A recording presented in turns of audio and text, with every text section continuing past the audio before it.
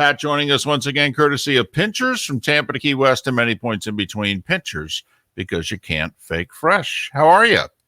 I'm doing fine. And we had another great weekend of football and on to the championship games. We all know the storylines. I mean, I said it yesterday on the air. I'm not going to spend 6 straight days breaking down 2 games. It's not happening. Let's talk about the draft. Let's talk about a lot of things, and the business of football and the hirings. But on this show, whatever you want. Well, we want to go back first, and I just want to throw it in underhand, Pat. Of the 4 games, was there a performance of anyone, a coach, a player, a coordinator? Was there something from divisional weekend that stood out more than anything else to you? Well, yeah, it's funny because I love a question like that if I can answer it right away. So I wasn't thinking about that. Sean McDermott, that's the first thing that came into my head. Playing defense. They said on Friday, when we talked on Friday, Milano said we know how to contain Lamar, which I thought, why do you get involved in saying things like that? And they did know how. And I think one of the things that should be pointed out all the time to all of us and to the listeners for sure is that the defense plays with 13, not 11. The 2 sidelines are defensive players. And they did a nice job of walking him into the boundary quite a bit. So when they say they're going to play leverage on him, which they did, if he breaks inside, you play him, you push him back to the other defender. But if he breaks outside, you push him into the boundary. The boundary's never been a friend of the offense, but it's a great ally of the defense. And Sean McDermott is the answer I'd give as quick as a hiccup that he did a great job of playing defense. Pat, how much soul searching do you think's going on in Baltimore? You know, they're 3 years into Lamar. They're going to have to pick up his 5th-year option here, which they obviously will. But, you know, let's be honest now. You know, teams, when it's really important, teams are able to defend them. I mean, even the one playoff win, they scored 20 in a league in which right now you normally have to score more than that to win. I mean, it's real soul-searching time in Baltimore. They can win a lot of games with Lamar doing it the way they're doing, but can they win the big games in January and February with him? Do you think that they're doing that or not? I think I wouldn't call it trapped into where they are. They made a huge commitment to this. I don't know how many times I said it on your show. You must, if you're going to do what they do, you must treat the position like running backs, not like quarterbacks. And that means you need at least 3, probably 4, and another one trained on the practice squad. What happened in this game? They ran out of quarterbacks, right, from other injuries.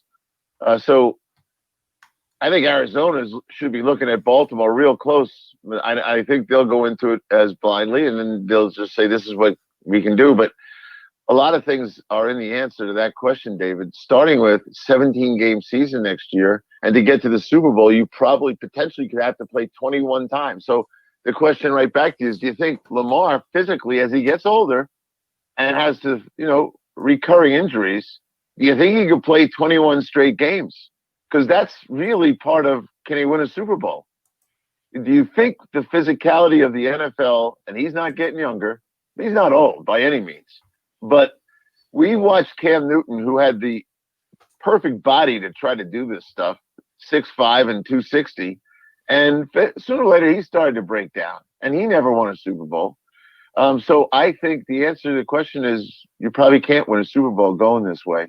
And you need, and not just guys that run around, you need exceptional players.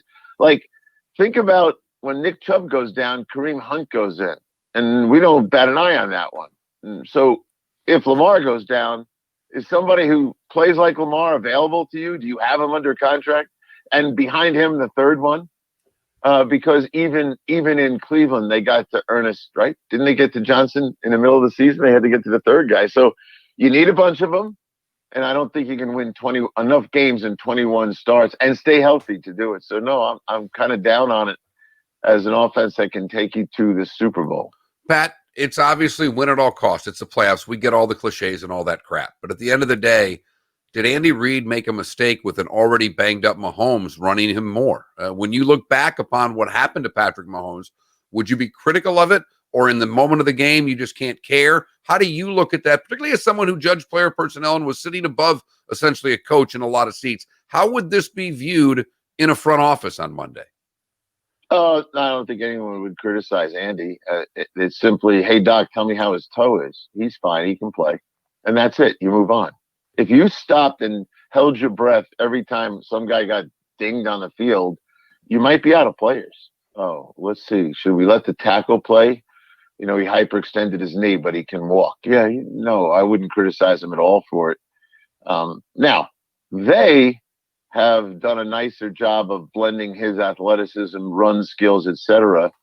And I don't know that running the way he does, scrambling around, running down the line of scrimmage in a speed option, those things can happen.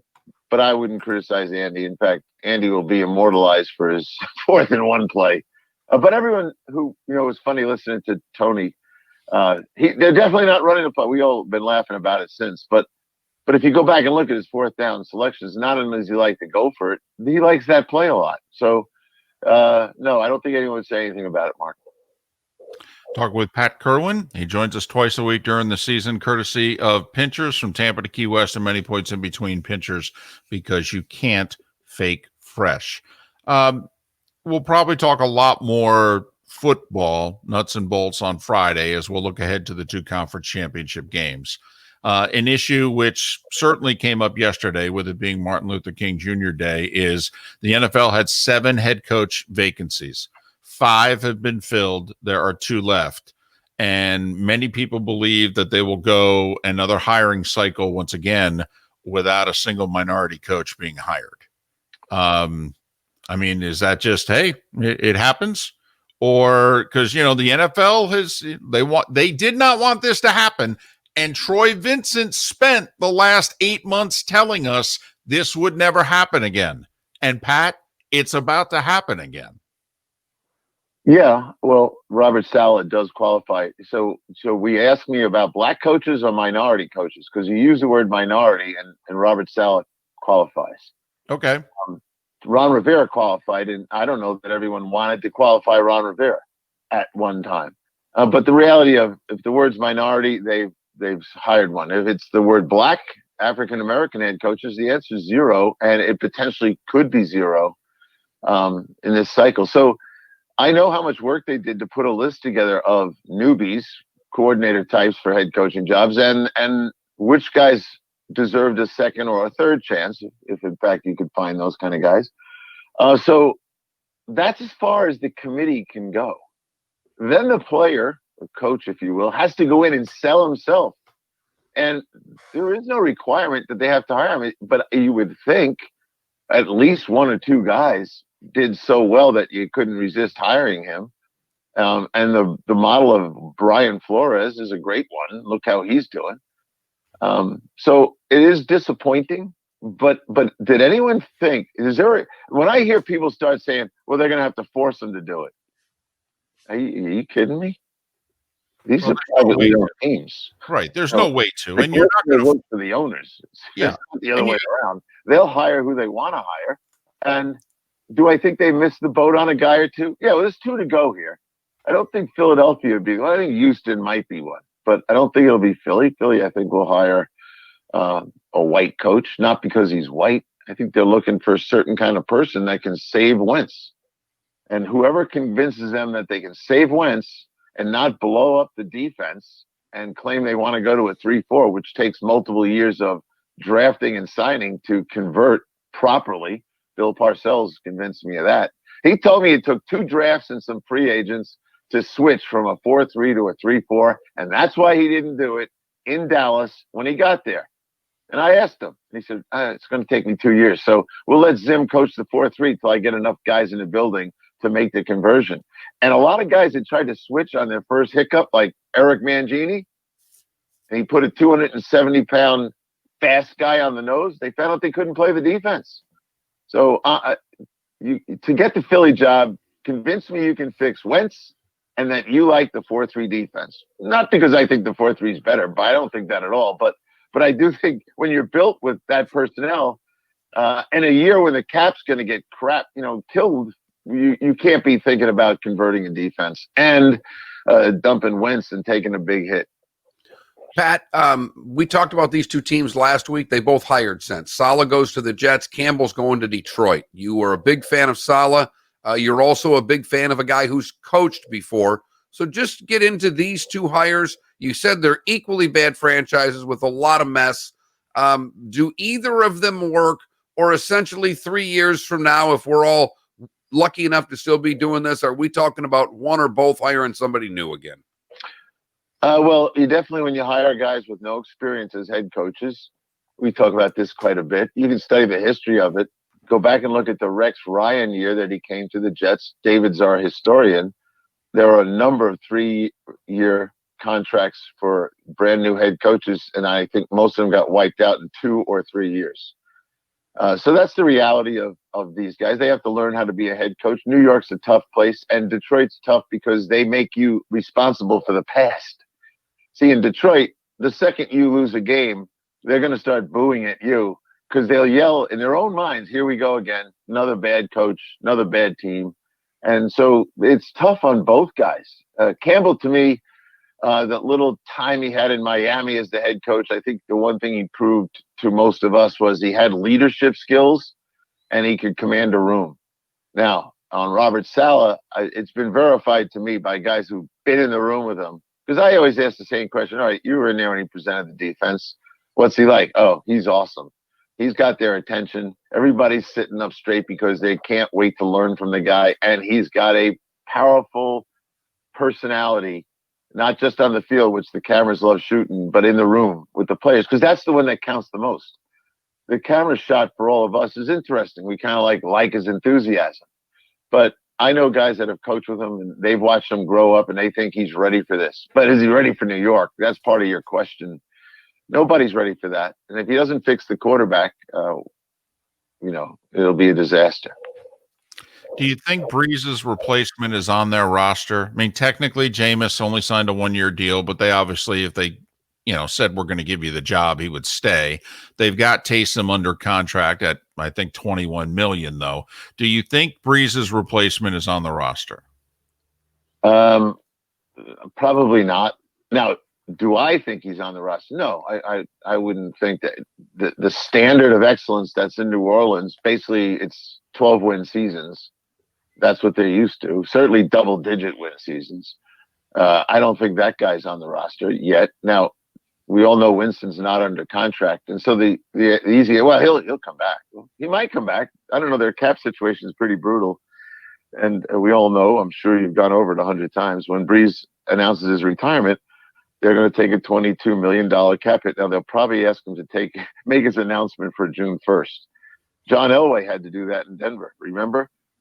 They held off his. In those days, you had to turn in your retirement papers. Now, they could just make him a June 1st cut, if you will. But no, I don't think he's on the roster. But I don't think they have any choices right now. They can't afford Stafford. I'm just using that name as an example of a high premium type quarterback. And they couldn't get a draft pick ready in time. So Jameis may turn into the next Teddy Bridgewater, kind of a Band-Aid till you find one. And I think that's probably what's going to happen. But the true starter, I don't believe he's on the roster. Pat, I want to ask you our poll question because it's a combination of your winning and hope.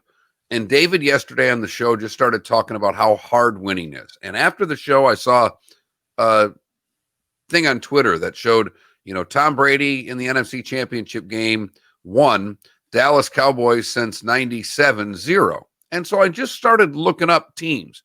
In Detroit and Washington, their last appearance, 91 season, 92. Cincinnati, 88 season, 89 championship game. So I threw those 3 teams out there and the Jags. Who's the next team out of Detroit, Washington, Cincinnati, and Jacksonville to appear in an NFC or AFC championship game, in your opinion? That's a great question. I bet on Jacksonville. They got because we don't go to camp anymore to decide who's on our team. We go to camp to rehearse. When you have as much cap space as they're going to have and the amount of players that are probably going to see the street because the teams can't retain their services for financial reasons, they could get good in a hurry. And I think the young quarterback's going to be good pretty quick. So if I was betting on any of those teams, I'd probably bet on Jacksonville. And then I look at the division. The other thing is, can you get out of your division? And I would think that division right now is one that I wouldn't say it's easy, but it's you don't have to deal with the Kansas City Chiefs or the Buffalo Bills, you know. So yeah, I think I'd bet on Jacksonville. I'd love to know what you guys bet. Well, I bet on Washington in part because I think if a quarterback showed up tomorrow, they're pretty interesting. And I bet on Jacksonville. Yeah, and I'll agree with you, but if a quarterback shows up, and that's the problem I think is going to face a bunch of these guys. It's not Alex. Alex should retire, but I don't know what he's going to do, but he should retire. Because my doctor would sit down with me and I'd say, I want to know what your opinion is of his recovery rates. Because if he keeps getting banged up like this and a 2-week injury now takes a month for him to recover, we can't afford that. So I would say goodbye to him. Haskins is gone already. Disaster. So your if is the reason. And I like the rest of the team, the defense, everything else. The offensive line will be fine. Love the coach. But I think the quarterback thing, I know Trevor Lawrence is going to Jacksonville. So that's why I jumped on it. But if you told me Trevor Lawrence was going to Washington, I'd probably get a hotel room for the Super Bowl. He's Pat Kerwin. For the record, Mark was very magnanimous today. He did not mention at all the fact that you owe him a beer, you know. You know, that's the class of Mark. But I know I owe him a beer. And I also told him they're free, so no problem. I was a little more disappointed because you were so proud of the text you were going to send me after the game. I was watching the end of the Bucs Saints game, and my phone never beeped. Not a darn thing, Pat. I was a little disappointed. You should be a little disappointed. That's shame on me for that lack of sportsmanship. But it won't happen again. We have another weekend this week. And you know what? There's no Blades games this week. But next week, there are 3 of them. So I'm sure we'll figure out how to have this conversation again on championship weekend. Absolutely cannot wait for that. Pat, as always, thanks for your time. We appreciate it. Our audience loves it, and we will do it again on Friday, my friend. Take care, boys. Always great to be with you.